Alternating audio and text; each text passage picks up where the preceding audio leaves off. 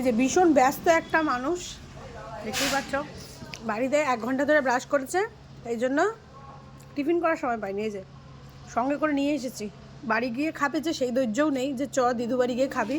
এখানে ট্রেনের মধ্যেই খাওয়া শুরু, আর লুকিয়ে লুকিয়ে খাচ্ছে, দেখছি কেউ আসছে কিনা। কারণ এর আগের বার একবার ও লুজ মোশন হয়েছিল, ওর ধারণা যে এরকম ট্রেনে খেয়েছে বলে হয়েছে। তারপরেও দেখো সকালে চাউমিন বানিয়েছিলাম, আর এই যে নিয়ে এসে ট্রেনের মধ্যে বসে বসে খাচ্ছে। মাত্র এখান থেকে 5-6টা স্টেশন, তাও ধৈর্য নেই একদম। ভালো হয়েছে।